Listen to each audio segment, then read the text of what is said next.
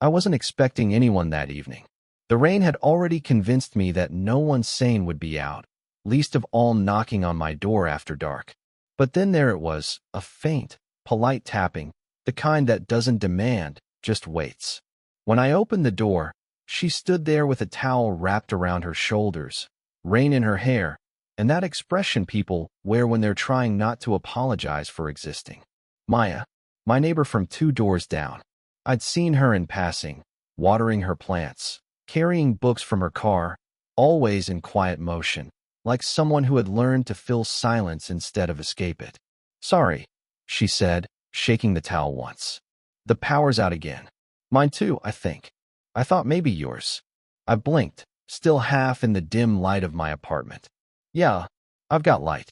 Come in, if you want. Until it's back." She hesitated, not in fear, more like someone unused to asking for help. Then she stepped in, and with her came the smell of rain and something faintly like cedar. She took in my space, too few decorations, the hum of my old fridge, a workbench littered with camera parts. "You fixed these?" she asked, pointing to the disassembled lens. "Try to. Mostly old film stuff." "Film," she said quietly, like it was a language she hadn't spoken in years. "You don't see much of that anymore." Something about the way she said it, soft, almost affectionate, made me look up. Her hair was damp, curling slightly at the ends, her sweater clinging to her shoulders. Older, sure, but not in a way that dulled her. She looked like someone who had weathered storms and stopped apologizing for it. I made tea, not because I thought she'd want it, but because I needed something to do with my hands. She stood by the window, watching the streetlights flicker across puddles. "You live alone?" she asked, not turning around. "Yeah. You?" A small laugh, short and dry. "I suppose I do now." There was weight in that now, but I didn't ask. She didn't explain. The silence between us didn't feel awkward yet, more like a shared understanding that some things don't need filling. She wandered to the shelf where I kept my old cameras. Picked one up, a Nikon from the 70s. "This one," she said. "I had something like it once. I used to take pictures all the time." "You stopped." Her eyes met mine briefly. "I started running out of things worth keeping." I didn't know what to say to that. The tea kettle began to whistle, breaking whatever spell that line had cast. We sat across from each other, cups steaming between us. The power still hadn't returned, but the candles I'd lit gave the room a kind of fragile glow. She warmed her hands on the mug, and I noticed how her fingers trembled slightly before she caught herself. "You're good company," she said suddenly, almost like she regretted saying it. "You barely know me. I know quiet people. They're easier to be around." Something in my chest tightened, not attraction, not yet, but a pull, a curiosity that felt dangerous to acknowledge. When the lights finally flickered back on, neither of us moved right away. The hum of the fridge, the sudden brightness, it felt like something we hadn't asked for. She stood, brushing imaginary dust from her jeans. "Thank you," she said, "for the light." Her voice lingered in the room after she left, low, steady, a little sad. Later that night, I found her towel still hanging on the back of a chair. I should have dropped it off, but I didn't. It's still there, and I can't stop looking at it. She came by the next afternoon, not knocking this time, just standing at my open door with a broken lamp in her hands. "Do you know anything about wiring?" she asked. I did, a little, enough to pretend confidence. She smiled in that small, grateful way that didn't reach her eyes, and I told her to come in. The towel she'd forgotten hung exactly where it had been the night before, and for some reason I didn't move it. I think she noticed. Her gaze lingered, then shifted away. The lamp was old, brass with a cracked switch. She set it on the table carefully, like it mattered more than she wanted to admit. I bent over it, tools in hand, pretending not to watch her reflection in the dark glass of the window. She stood behind me, arms folded, but every now and then, she rubbed her thumb against her palm, a small nervous habit I'd started to recognize. "It belonged to my mother," she said quietly. "She used to read by it. I kept meaning to fix it, but..." Her voice faded. I didn't ask what stopped her. The silence that followed wasn't empty. It was heavy with things neither of us had the right to say. I kept working, wires and screws, while she leaned closer to see. I could feel her breath near my neck. She smelled faintly of coffee and rain again. "You live too quietly," she said, almost teasing, but softer than before. "You think so?" She smiled, just barely. "You should let more light in." I wanted to tell her that it wasn't light I was missing. It was something else, something standing right beside me. But I kept my focus on the lamp, twisting the last bit of wire into place. When it finally flickered on, her whole face changed. It was such a small glow, yet she stared at it like she hadn't seen warmth in years. Her eyes were glassy in the reflection. She caught herself, blinked, then straightened her shoulders. "I suppose it still works," she said, clearing her throat. "It does," I answered. "You just needed a new connection." She looked at me then, really looked. Long enough that I felt my heartbeat in my hands. Then she smiled again, but this time there was a crack in it. "Connections don't always hold," she said softly, gathering the lamp to her chest. I walked her to the door, the air between us full of unspoken things. She hesitated at the threshold, brushing a strand of hair from her face. "You shouldn't waste your evenings fixing old things for strangers." "You're not a stranger," I said. Her eyes flickered, caught somewhere between wanting to correct me and not daring to. Then she nodded once, a small, almost imperceptible motion, and left. After she was gone, the faint scent of her perfume still lingered in the air. I reached over to switch off the lamp, but couldn't. The light felt too much like her, fragile, reluctant, still burning. It was raining again, harder this time, the kind that made the whole building hum. I'd been reading when the knock came, softer than before. When I opened the door, she was standing there in a loose gray sweater, holding a dish covered with foil. "I made too much," she said. "Thought you might want some." I stepped aside without a word. She set it down on my counter. Pasta, still warm, the smell filling the small space. She glanced around, maybe expecting company, maybe hoping there wasn't any. "You cook?" I asked. "Only when I can't sleep." That made sense. She looked tired, not in the way of someone who hadn't rested, but like someone who'd been holding too much for too long. We ate together in the half-light, the rain tapping steady against the window. It felt normal for a while, two neighbors waiting out the weather. She laughed once, quiet and unexpected, when I told her about a customer who'd tried to pay me with concert tickets instead of cash. Her hand brushed mine when she reached for her glass, and she didn't move it right away. Something small and electric passed between us. Her eyes met mine, and for the first time, she didn't look away. "You shouldn't look at me like that," she said softly. I didn't realize I was. "You were," she whispered, almost smiling, almost. The air shifted then, heavier, charged. I wanted to say something, anything, to cut through it, but before I could, her phone buzzed on the counter. She froze when she saw the name. I didn't ask, but the way her thumb hovered over the screen told me enough. Someone she wasn't ready to hear from. Someone who still had the power to reach her. She let it ring. Then she silenced it, slowly, as if the act itself cost her something. "I thought I was past this," she said under her breath. The words weren't meant for me, but I heard them anyway. I wanted to ask who it was, what he meant to her, but that wasn't my place. I just sat there, watching her retreat into herself again. That same invisible wall she carried everywhere. When she finally looked up, her voice was steady again. "I should go." "You don't have to," I said before thinking. "I do." She stood, gathering her things, her composure. I walked her to the door, the sound of rain filling the silence we couldn't. Just before stepping out, she hesitated, half-turned, hair falling across her cheek. For a second, she looked like she might say something. Her hand almost reached for me, then stopped midway.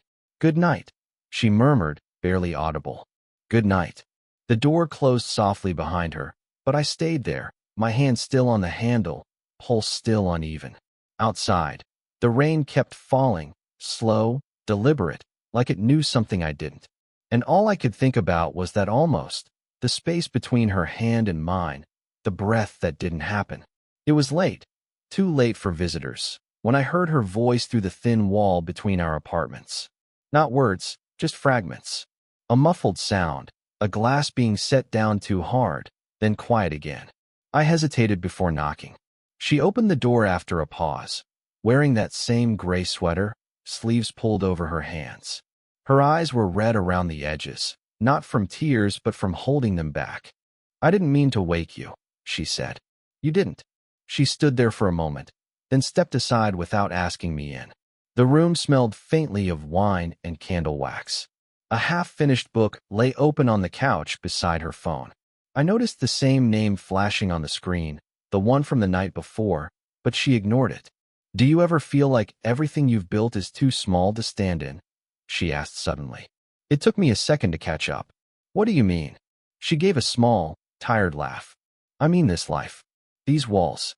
The quiet. I thought it was peace, but lately it feels like a waiting room." I didn't know how to answer. She sank into the couch, drawing her knees close, the lamplight soft on her face. "Maybe you just need something new," I said carefully. "Something or someone?" she asked, eyes flicking up to me. I froze. She wasn't teasing. The words came out heavy, deliberate. A test she didn't want graded. "Maya," I started, but the rest got lost. She leaned back, watching me the way someone watches a storm from behind glass. Curious, frightened, drawn to it anyway. "You keep looking at me like you want to ask something," she said. "But you never do." I swallowed, unsure if I wanted to cross that line. "Because I don't know what would happen if I did." "Neither do I," she said, almost a whisper. The air between us stretched, too full, too alive. I could hear the faint hum of her refrigerator, the soft tick of her wall clock. She pressed her fingers to her temple and closed her eyes. "This isn't what I meant for my life," she said. "I was supposed to be smarter than this." I stepped closer, not enough to touch, but enough for her to feel the space close. "Smarter than what?" Her eyes opened slowly, meeting mine, then wanting something I can't explain. We stayed like that, the kind of stillness that isn't calm at all. My heart thudded so loud I thought she could hear it. I wanted to say her name again, to tell her she didn't have to explain. But her face had already changed, the composure returning, the wall rebuilding. She exhaled, looked at the floor, and said, "You should go before this turns into something we can't undo." I nodded, though I didn't move right away. She didn't look up as I reached for the door. Her voice came after me, soft but breaking at the edges. "Don't make me remember this," she said. I hadn't seen her for nearly a week. The quiet between our doors had become a living thing. I could feel it at night, like static humming behind the drywall. Then, one evening, I found an envelope on my doormat. No name, just my apartment number written in her careful, slanted handwriting. Inside was an old photograph, sun-faded, a man and a woman standing on a beach. The man had my build, my same unguarded grin. The woman was her, years younger, her smile brighter, but her eyes exactly the same. There was a note tucked behind it, 3 short lines. "He loved cameras too." I thought I'd forgotten the sound of a shutter until I met you. I sat there on the floor for a long time, the photograph trembling slightly in my hands. It wasn't jealousy I felt, more like recognition, like I'd stumbled into someone else's unfinished sentence. When I finally knocked on her door, she didn't seem surprised. She opened it halfway, holding a cup of tea like armor. "You got it then?" I nodded. "Who was he?" She exhaled through her nose, gazed somewhere over my shoulder. "My husband. He died 8 years ago. Heart attack." I told myself I moved here to start over, but really, I just wanted somewhere no one knew his name. The words landed heavy, not dramatic, just real. She set the cup down on the table, her hands shaking slightly. "You look like him sometimes," she said. "Not exactly. It's more the way you hesitate before you speak." He did that too. I didn't know what to do with that, with being a mirror for a ghost. "I didn't mean to," I started, but she cut me off gently. "I know. That's the problem. You didn't do anything wrong." Her voice cracked on the last word, a sound she tried to swallow but couldn't. For a moment, she looked so young, so unguarded, I almost forgot the years between us. "I keep waiting for it to fade," she said, her eyes glassy. "But grief doesn't fade, it just changes shape. And lately, it's been wearing your face." The confession hung in the air, fragile and impossible. I stepped closer, not sure if I wanted to comfort her or confess something of my own. My fingers brushed the edge of the photograph still in my hand. "Maybe it's okay," I said softly. to remember someone through something new. She looked up then, the smallest flicker of hope, or maybe fear, passing through her expression. You don't understand, she whispered. You're not a reminder. You're a disruption. The room went still. Outside, the wind rattled the window, carrying the smell of rain again. The same scent from the night she first knocked. I wanted to say her name, to reach out, to anchor her to something real. But she turned away, eyes fixed on the lamp we'd fixed together. He used to say light doesn't heal anything, she murmured. It just makes it harder to hide. I left her standing there, the photograph still burning in my hand. And for the first time, I understood the danger wasn't in touching her. It was in being seen. Days passed differently after that. Not colder, just quieter, like the world had lowered its voice to listen. We didn't avoid each other, not exactly. We just stopped pretending we were neighbors. Every glance in the hallway, every sound through the wall, carried a kind of gravity, a recognition we couldn't unlearn. It was a Sunday when she knocked again. No storm this time, no excuse. She just stood there, coat in hand, eyes tired but certain. Walk with me, she asked. The air outside was sharp, the sea restless at the edge of town. We walked without speaking, our steps falling in sync on the wet pavement. The silence between us wasn't the old kind, not avoidance, not confusion. It was full, almost tender. She stopped by the rail, overlooking the water, hands tucked into her pockets. I used to come here with him, she said. After he died, I couldn't. It felt like I'd stolen something that wasn't mine anymore.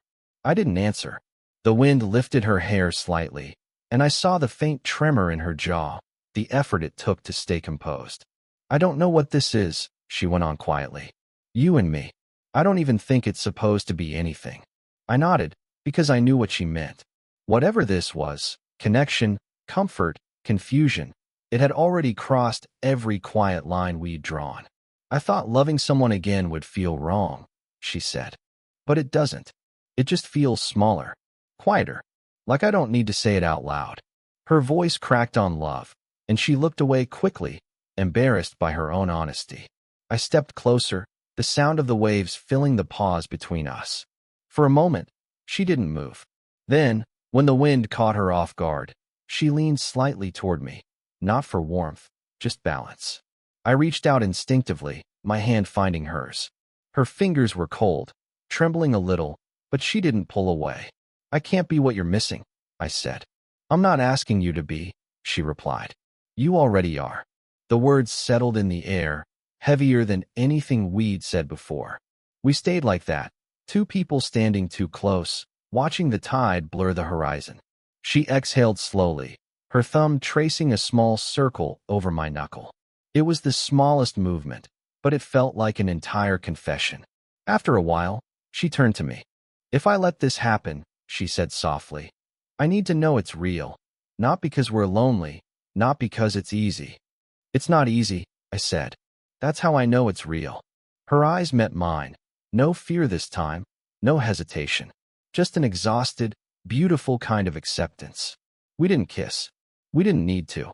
She leaned her forehead against mine, our breaths mixing with the salt air, and for a few seconds, everything felt steady. When she finally pulled back, she whispered, Let's just stay here a little longer. And we did, saying nothing, holding nothing, letting the silence finally mean what words never could. It's strange how quiet life sounds after something finally happens.